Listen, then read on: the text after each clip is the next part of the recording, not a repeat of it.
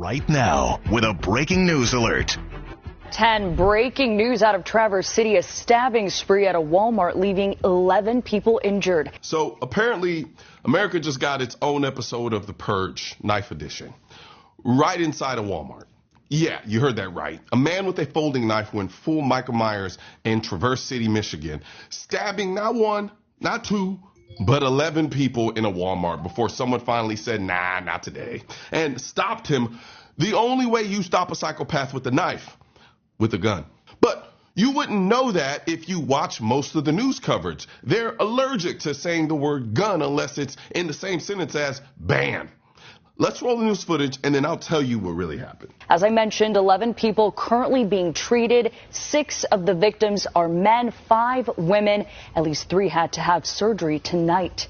Police have identified the suspect as a 42-year-old man. We're also learning he used a folding knife in this attack. A motive still unclear. Now, as you can imagine, frightening moments for both shoppers and workers inside that Walmart. I spoke to one employee over the phone tonight who told me she and others were running for their lives. I heard just people crying and calling their family like their loved ones. 20-year-old Walmart employee Anna Luke says it was chaos all around Saturday evening. She was inside the Traverse City location when a 42-year-old male suspect began stabbing people inside the store. Police arrived in minutes to a horrifying scene. A Good Samaritan is believed to have helped with the apprehension of the suspect. That suspect confirmed to be a Michigan resident. Coming from Walmart, got stabbed in her right lower back area, and she's also pushed forward and hit her head. She's awake and talking to us. I just ran. I ran. Meanwhile, as Anna, who has only been on the job for 2 weeks, and all the other employees ran for their lives, they're not sure how to move forward. All employees were sent home after the incident. So it all went down at 5 p.m. inside of a Traverse City Walmart. That's about 250 miles northwest of Detroit, when a 42-year-old man walked in and started randomly stabbing shoppers with a folding knife. 11 people were injured, 6 were listed as critical, 5 in serious condition. And this wasn't targeted. According to Grand Traverse County Sheriff Michael Shea, it was completely random. The Grand Traverse County Sheriff Michael Shea said in a press conference that this did appear to be a random attack and would not comment on the mental condition of the suspect, who is in custody. Based on the information that we have at this time, it appears there were random acts, that there was no, the victims were not predetermined. It started near the checkout counter. Witnesses said the entire store erupted in panic. One Walmart employee said, there was a guy with a knife. He stabbed 6 people. I saw someone stabbed in the eye. Another said, all I see is a lady covering her mouth because there was blood on it.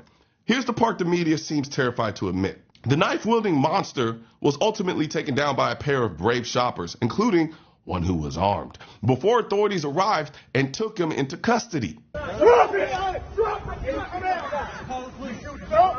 Throw the knife that way! Throw it away! Throw it away! Hey, he hasn't dropped it. Put it down! That's right. An armed citizen, a good guy with a gun, stopped the stabbing. Not a cop, not a mall security, not a guy with pepper spray and good intentions. A regular American with a firearm who stepped up, who drew down, and didn't need a permit to be a hero. I'm sure the people in the UK are watching this like, welcome to the club, America. We've been dealing with mass stabbings for years. Yeah, well, we've got something the UK doesn't. It's called guns. So a mass stabber here only gets so far before someone puts a red dot on his chest and gives him a choice, stop or drop.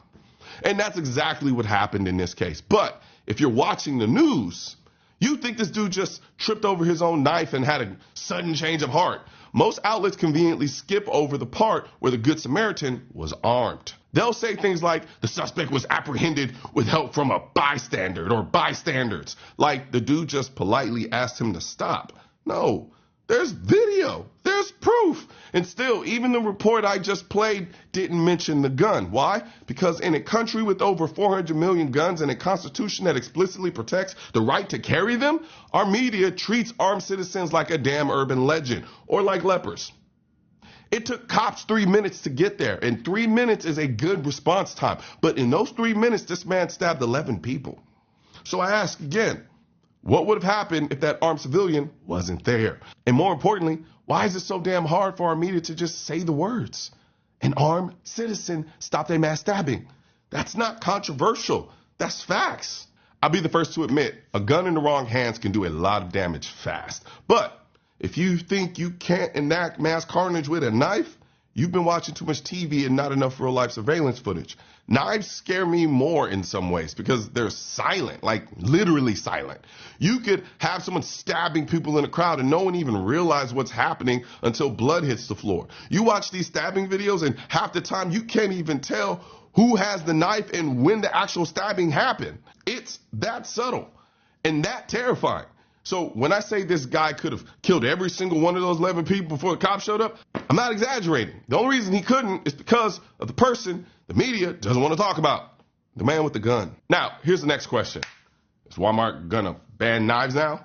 Because you already banned the sale of guns in Walmart, and then you decided to, after some random Yahoo walked into a Walmart in El Paso with an AK and shot a bunch of people, then you decided to stop selling handgun and short barrel rifle ammo. Let me remind you from the Walmart statement back then. Change in gun policy at Walmart. The retail giant says it will discontinue the sale of ammunition for handguns and short barrel rifles.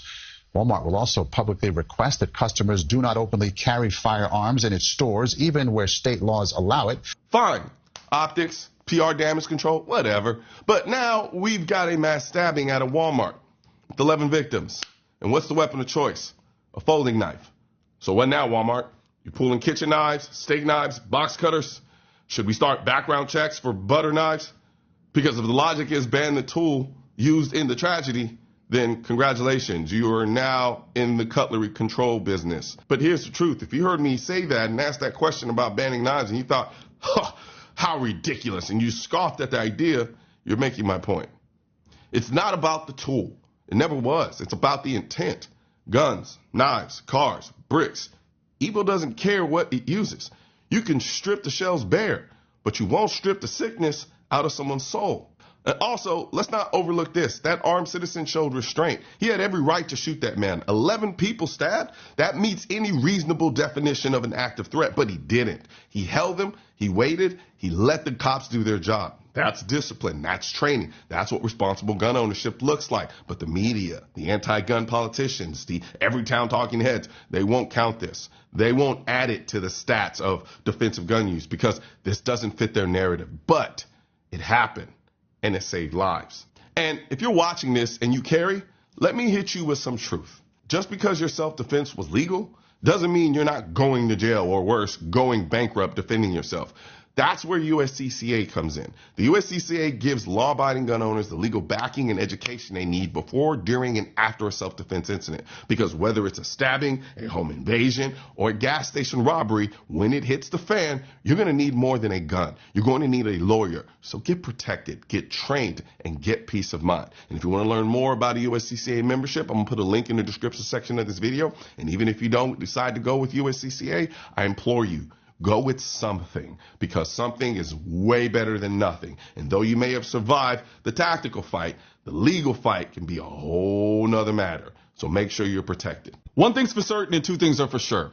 Politicians and tech giants don't want gun content to be recommended to you. And we're all fighting this culture war together. Now, you can help do your part by liking, commenting, subscribing to the channel, but most importantly, sharing this video with at least one person. Together, we can stop the suppression of our 2A rights. And don't forget to click the link in the description section of this video for the products that I mentioned in this video.